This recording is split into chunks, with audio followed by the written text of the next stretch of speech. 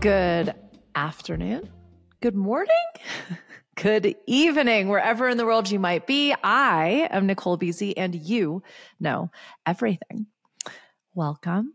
I am excited about today's episode because it was inspired by a question. If you email hello@NicoleBeasy.com, I might just make an entire episode just for you. It's like free coaching, free consulting, free implementor. That's what this episode is about. I talk a lot about change management, especially in our current climate, especially in business, but like for all the time in life, we are living in wild times. It is a roller coaster ride out there, soaring highs, plummeting lows. It demands adaptability. It demands dynamic response. If you are not pivoting on a daily, potentially hourly basis, I don't know what you're doing. Actually, I do know what you're doing. You're probably living in paradise, AKA this valley in Sicily that I just spent a weekend. But yeah, those people aren't worried about what's going on out there. They've been goat herding for like 10 generations now. They've been farmers. They've been olive oil millers, and they just do what they do. And it's pretty amazing. Very simple life. I wish I were useful, let alone able to live a life like that. I'm pretty useless without the internet, but I digress. What I am great at is change management. I love the fact that things are always changing, that we are always evolving, that our businesses are scaling, and that we have this opportunity to continually solve bigger, better problems, right? With like more creativity, more impact, and more benefit, more mutually exchanged benefit.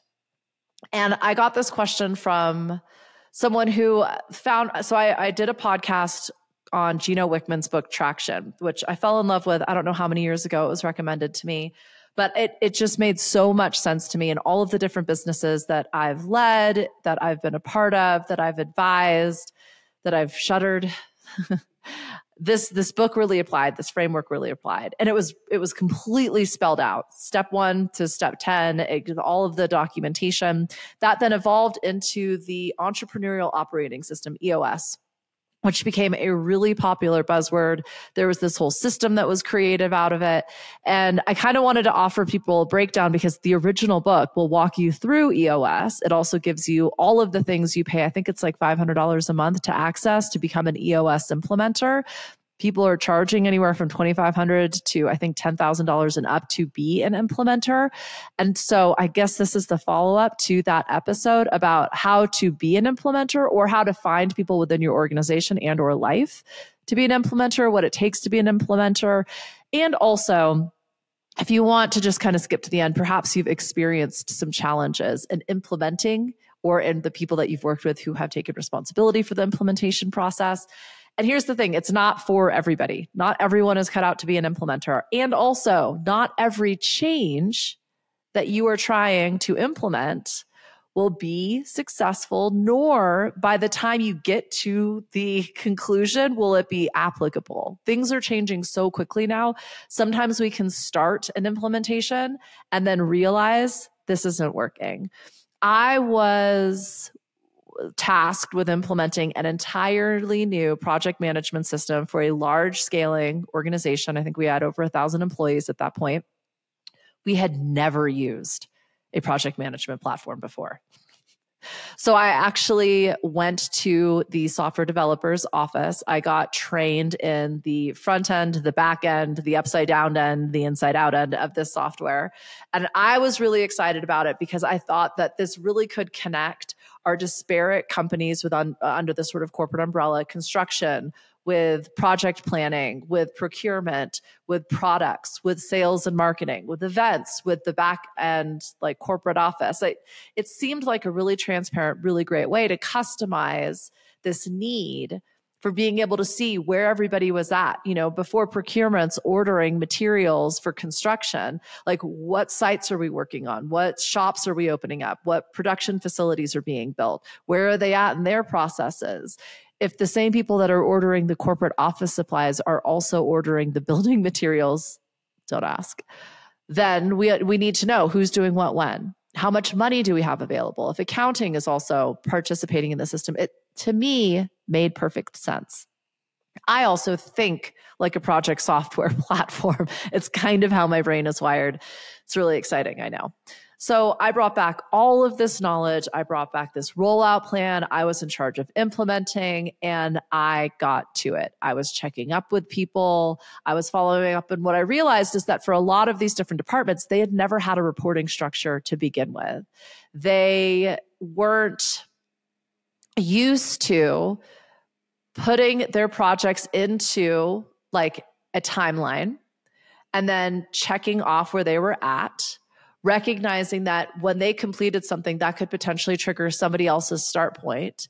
And in fact, there's a whole waterfall effect when you actually build out the complexity of these programs. So we had to kind of slow down a little bit and help people understand how they did what they were doing, and also how that impacted people outside of perhaps their direct reports or the people in their direct department.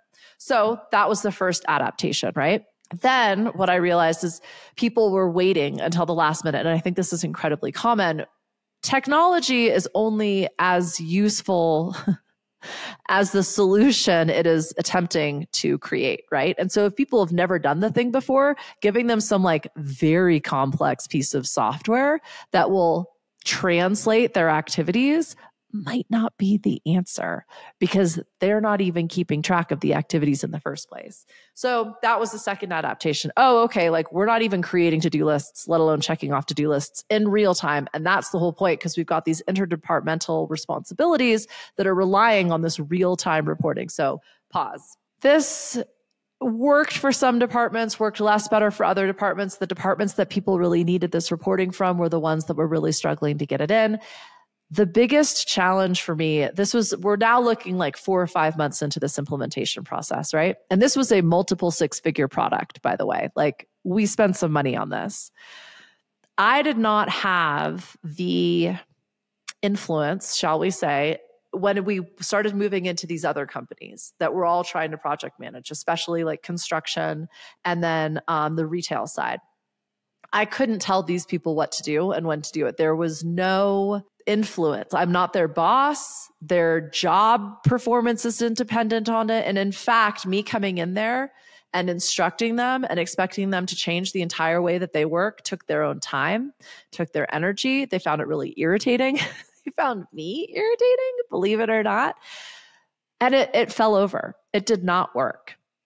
Now, other things were happening at this time as well, including a merger and acquisition. And so as we started getting deeper and deeper into this implementation process, what we realized is that as beautiful as this software was, and as much as we had spent on it, it was no longer going to solve the problems that we had initially desired, and they weren't even going to be our problems any longer. So we dropped it. I think we were probably between 150 and 200 grand into like building out this product to be customized to meet our needs. And honestly, we just moved on. I was like a little upset that I had spent that much time and energy on it, but like, hey, I got to go to San Francisco and hang out with these tech nerds and learn a little bit about like back-end coding. And I certainly learned a lot about project management, which I use all of the time. I think my disappointment came a lot from my assumption that I had failed. But the reality was like 8 months into this, the entire nature of the organization had shifted. We'd gone from trying to be internally efficient to trying to be externally profitable and sellable. So things changed. Things changed quickly. That's what happens in a scaling organization, and you need to adapt. And that's where I think, like, in terms of implementation, and one of the first considerations is simply like, what are we trying to do and why are we trying to do it? Change management is a part of organizations. And I love this sentence. It is the divine symphony that orchestrates the melodies of progress. So beautiful, ChatGPT. Thank you for that. It is the harmonious blend of vision and action, steering organizations towards new horizons and propelling them to greatness. But seriously, we are constantly and forever in the cycle of change. I've done a lot of episodes around that, including one specifically about the cycle of change. Like, we are dealing We are playing, we are shuffling, and we are getting back into the game. At every single stage, there are different priorities. There are different problems to solve. There are different lessons. There are different benefits. There are different disadvantages.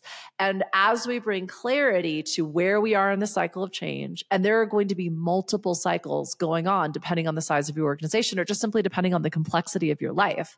Like where you're at in your own physical experience might be different than where you're at in your own financial experience. So if you are a team of one, you are the implementer, my friend. If you are managing an implementer, it is really important to just get an understanding of where are we at? What is it that we want to be implemented? How are we managing this particular cycle? There are a few things that we're looking for, right? Like again, this is a continuous process. I don't want to say there's no end and no beginning, but with every end is a beginning, right? And so whether this is a continuous process where you were literally like design theory, iterating, improving, and then going back to the beginning over and over and over again, or you were truly deciding like we are concluding this in this moment and we are starting something completely new. Obviously, that's going to be nuanced to your own situation, but the point being like, understand this is a continuous process. And I think that can be a challenge because as an implementer, that can feel exhausting, right? So that doesn't mean you're constantly working all of the time. Learn about your own cycles. I talk a lot about this in terms of seasons with business, seasons with yourself. What you want to be doing in the summer might be very different than what you're doing in the week between Christmas and New Year's. That's probably obvious, but a lot of people aren't thinking like that. They just assume it's going to be continuous because it is a constant state of change. However, that doesn't mean we're doing the same thing all of the time. We need to get buy-in, right? Like again, whether it's from ourselves or from our team or even from the stakeholders in our situation, the people that are going to be impacted by this. How do you do that? You simply involve them.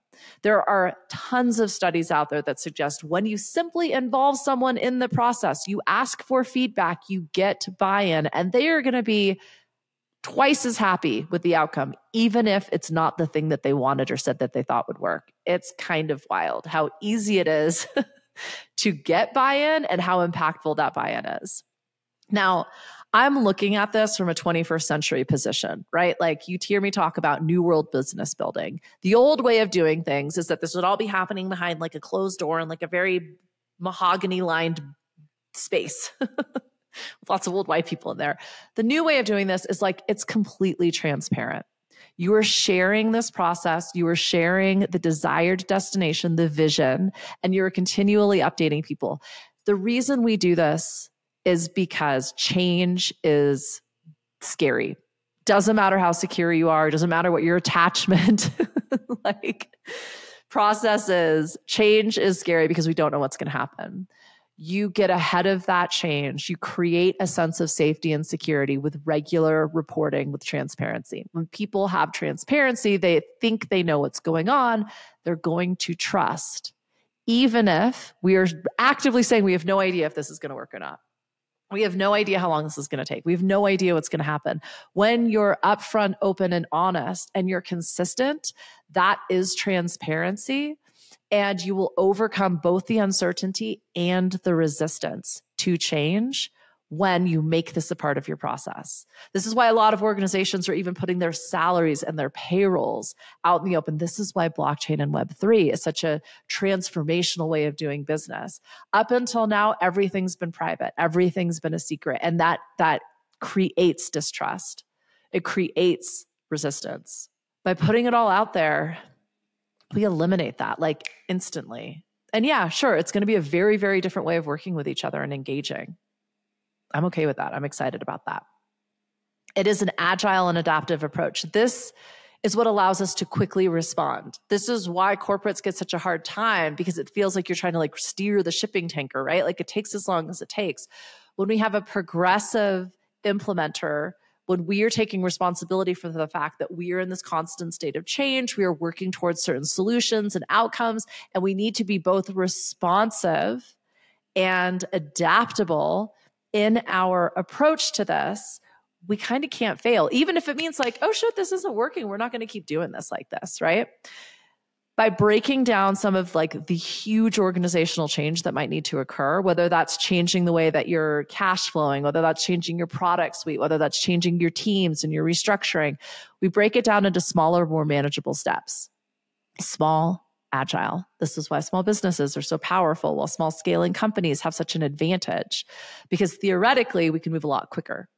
That opportunity is available to any implementer when you're thinking about things in these like small bite-sized steps. Like that's why project management and like software programs that help you sort of break it all down to see like the waterfall effect of, well, once this, then that, right?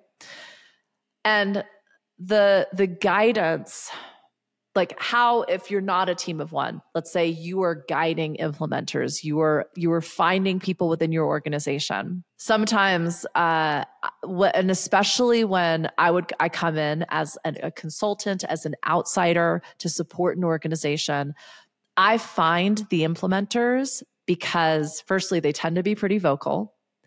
They're usually the people that others look to for advice, for guidance, for information, for the like intel or 911, because they know what's going on. They've got a pulse in the organization. That's like how they're hardwired, right? Like their DNA is to be like, as in The Human Fabric, that book that we talked about, like they're the ones that like network just naturally. It's how they're built. They see the web. They want to be the hub.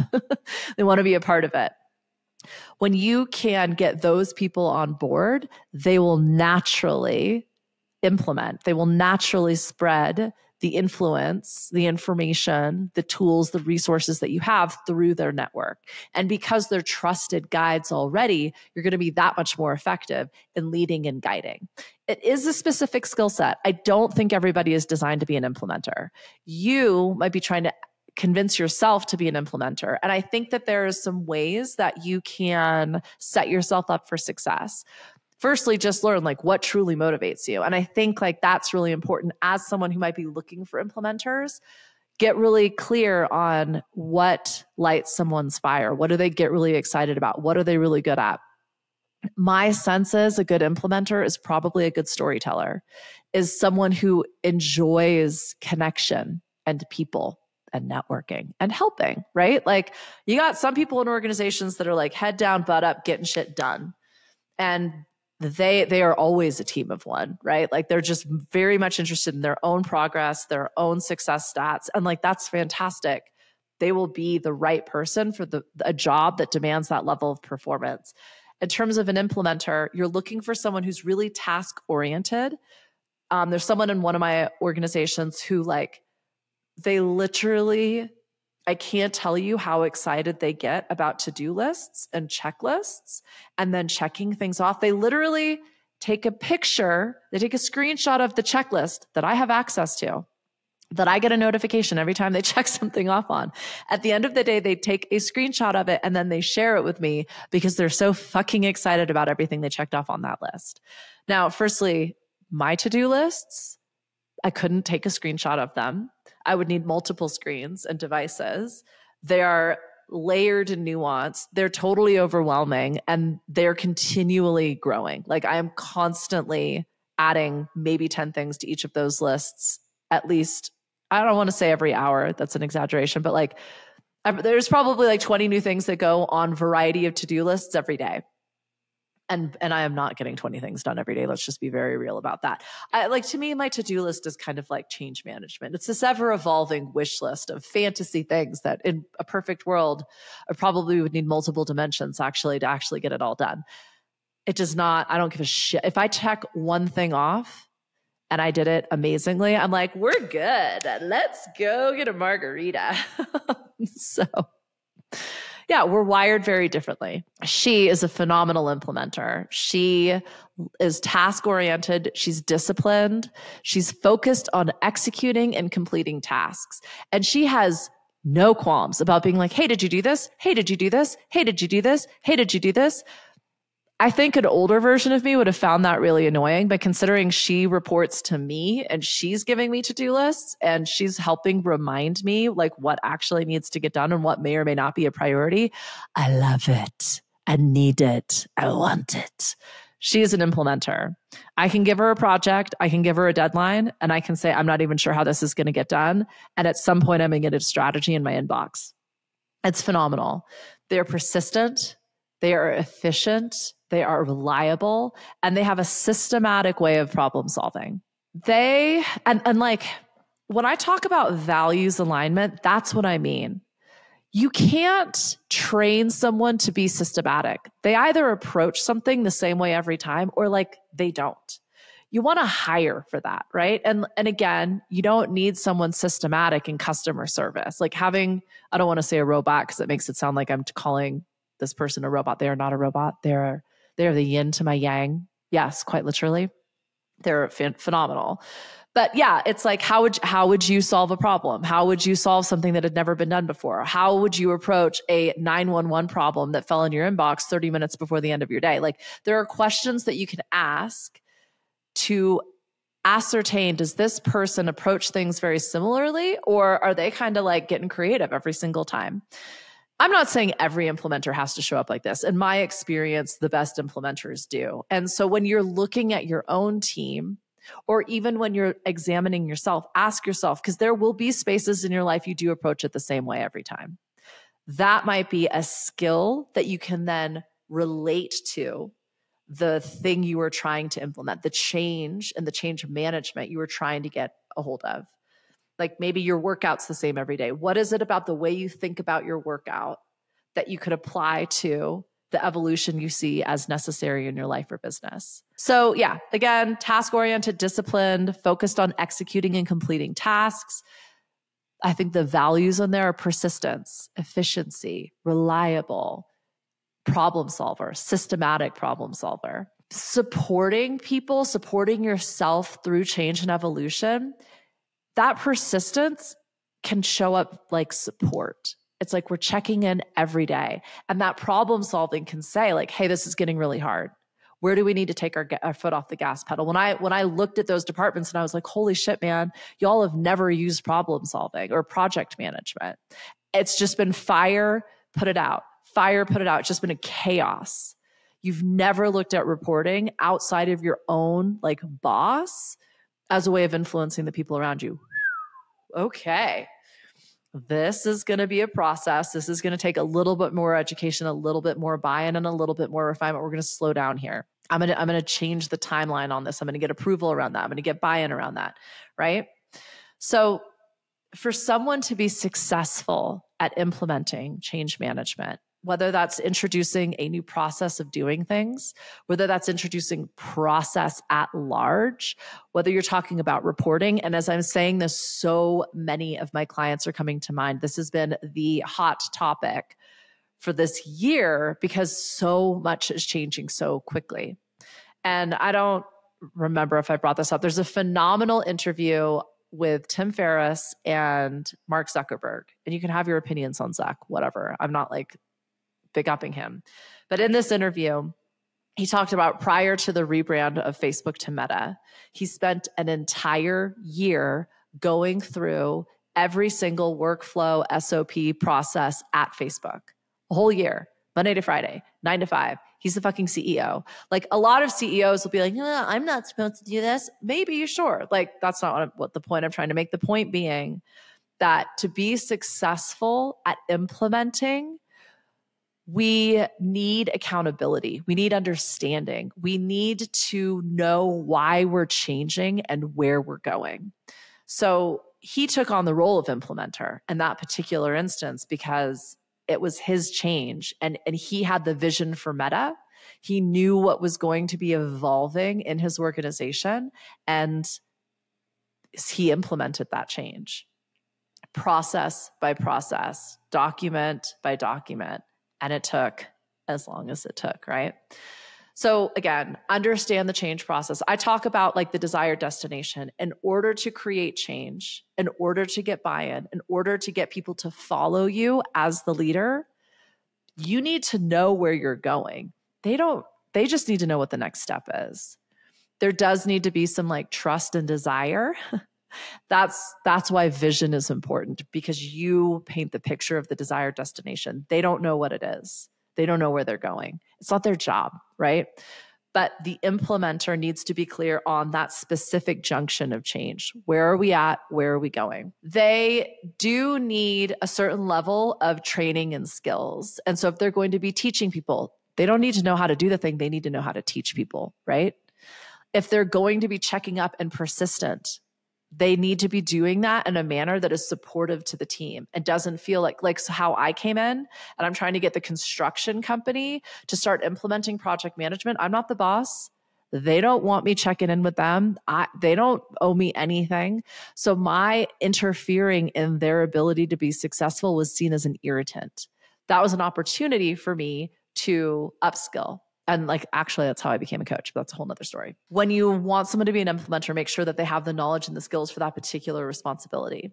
And that might also involve role-specific training. So depending on the tasks, the priorities, the time management, the coordination with other team members, all of those things need to be inculcated, to use an SAT word, but you need to inject that into this implementer's experience. That might involve training, that might involve teaching, that might involve mentorship, that might involve shadowing. There are a variety of different ways that you can ensure that this implementer and or yourself have the skills and experience necessary to be successful in facilitating the change that you desire. And then lastly, to be a successful implementer, you need continuous feedback, and that needs to be part of the process. And so you're checking in. Where are we at? Where did we expect to be? How do we course correct? How do we adapt? As this is a dynamic, evolving, continuous project, are we sending out, what's the word I'm looking for? The things that you fill out, polls, anonymous polls, surveys? Are we having meetings? What's the agenda for every meeting? Are meetings revolving around problem solving and forward looking? Or are you part of the old business world and all of your meetings are just real time to-do list checklists? Oh my God. Sorry, that's just so boring. It blows my mind that anybody would actually spend time talking about what they already did and what should have already happened. But do you, boo? How are you getting feedback? How are you checking in? How are you supporting your implementer? How are you making sure your implementer is getting the support that they need in order to be successful? When you create regular check-ins, people, for the most part, if they know they're going to be talking to you 15 minutes every Monday to let you know how any problems they perceive and being successful in implementing the change for the week ahead, they're going to be very forward thinking about what's going on. You might not need those 15 minutes. I'm not saying you have to spend 3 hours with your implementer every month to go over what's working, what's not.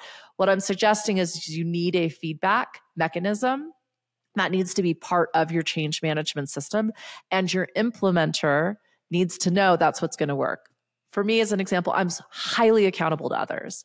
I create meetings, I pay people, I do things publicly because that forces me to show up over and over again and improve each time, right?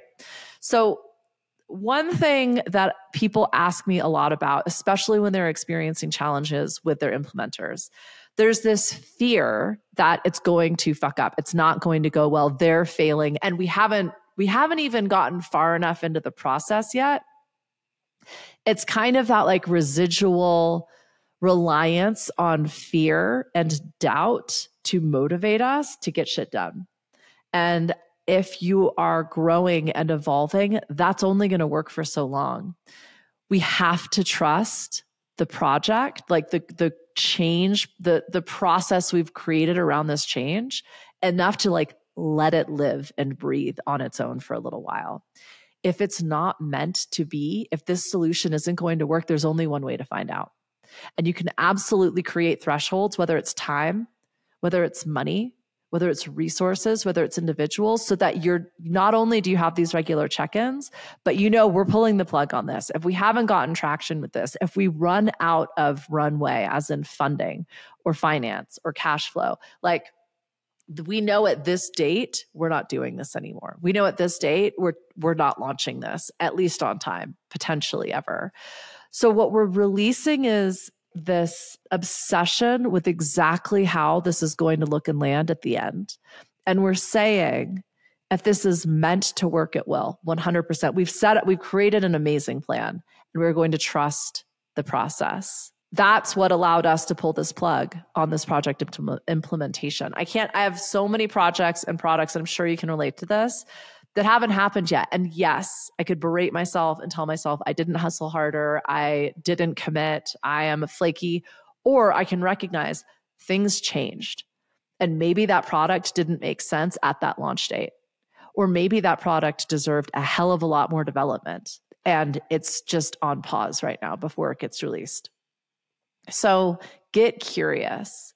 What is available? What's working? How can we double down on that? Perhaps this implementer doesn't have the skills or the resources, the experience or the training, a clear vision or understanding of what is expected. Perhaps they don't have the buy-in or the influence or the power to get this change over the line, and they need some support. Ask, create that feedback mechanism, right? It is an ongoing process. It does require adaptability and continually returning to the purpose and the vision. Why? Why are we doing this? Why is this person in charge of this? Goal setting theory talks about, when I mentioned this a little bit, we break things down into bite-sized manageable pieces, right? Celebrate the completion of each one of those. I mentioned this as well. What lights their fire? What tickles their pickle? It might be validation, recognition, celebration publicly. It might be rewards. They are incentivized. At the conclusion of each junction, they get paid. They get additional paid time off. They get more support and resources. Like, understanding what motivates somebody, the why, as Simon Sinek would say, is incredibly powerful. And also, as we celebrate each step, we are creating resilience. That is how you build persistence and confidence. People will be willing to tackle bigger, harder, scarier goals when they believe they can achieve goals. It's kind of this like paradox. If something feels impossible, as humans, we won't try as hard as if it feels almost possible. So that, as the leader, again, if you're supporting an implementer, there's a level of cheerleading and encouragement and also challenge. Letting them know this is going to be a stretch. It is unknown if we'll hit this on time, on budget, and or with the existing resources that we have. But there's only one way to find out, and I am confident you are the person to make this happen. We're going to check in. This is what it's going to look like. Here's the plan, or bring me an implementation plan. Let me see what you think is going to work, and let's go from there. The last thing that implementers tend to be most challenged by, because again, if you think about a successful implementer and their personality, their skill set, their values, they're a systemic problem solver. They are committed. They are persistent, right? Like, they are productive. They probably measure some of their success potential value on their production, on their ability to create, produce, and get things done. They're not going to understand somebody that isn't wired like that, right? And again, different values will be more or less applicable for different roles in your organization, but oftentimes an implementer is a real go-getter. They've got a certain energy, a certain excitability about them, right? Like they almost infect the others around them with like this belief and this hope. Now, some of those others might just be real like Zen workers. They're doing the same thing. They like doing the same thing. They perceive change as a risk. They perceive risk as bad. They are going to potentially they're having their own thing going on. Like, there's a lot going on in their lives, or they've been in startups before that are really rocky and you never know what's going to happen, so on and so forth. They're bringing their own baggage to the party. Not everyone is going to come along for this change. And if the implementer feels like it is their job to drag everybody along kicking and screaming, they will burn out and become exhausted. Allowing an implementer to know that, firstly, this may or may not be successful. That is not your responsibility per se. Your success will be determined by each junction of this journey. Did you implement step 1? Did you implement step 2? Did you implement step 3? Look at that. We got the whole thing done. Fantastic. But if there is another resource, human, or tech or otherwise, if there is a particular situation, system, space, like emotion, not everything is coming along for this change. I know that sounds obvious, but again, recognize your implementer is going to have this giant fucking net that they are dragging along with them. Let them know, like, take things out.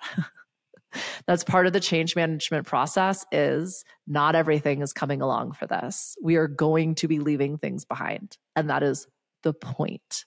If this load gets too heavy, I need to know that before you break your back. It is not your job to drag everything, and especially every way that we've been doing things, maybe even the way we've just been talking and thinking about things, along with this. An implementer is a shapeshifter. They are a code changer. They understand in their dynamism. Did I make up a word there? Like, they're putting themselves in different situations with different people, with different goals, different motivations. And that requires somebody who has the ability to read the room and respond accordingly. You'll hear me say, like, you read the energy in the room, but literally like the level 1 through 6, and you respond in a manner that allows that individual to get exactly what they need. And they might not even know that. So I feel like I'm kind of like jibber jabbering and going on and on here. Being an implementer is crucial.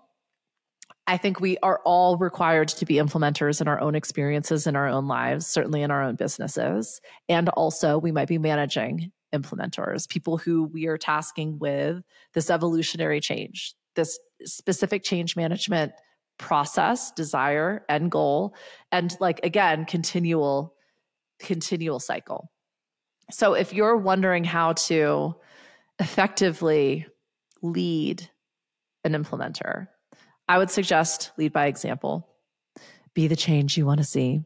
But bring that person into this space knowing they have the values, knowing they have the skills, and knowing that they're going to get the support to be successful, and then create that mechanism for success. Generally, just a little bit of feedback, perhaps a little bit of training, and the ability to course correct, to pivot when and where necessary. So I hope you found that useful. If you know someone who's going through significant change in life and organization, maybe share this episode with them. If you know someone who's obsessed with EOS, holla at your girl, but also listen to Traction, because you don't need to pay for that stupid system. I don't know. I have lots of opinions about that. And you know where to find me. The Discord container is my very free, very accessible Discord.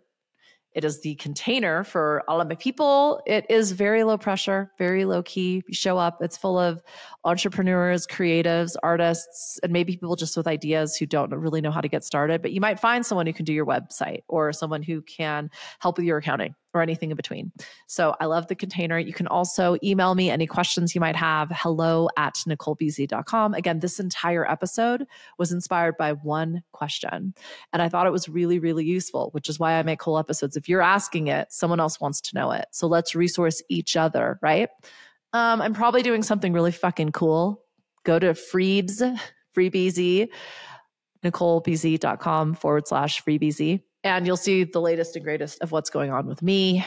And yeah, that's all I got. Thank you for being here. Again, I do this for you. I love you. I hope you're amazing. Talk soon.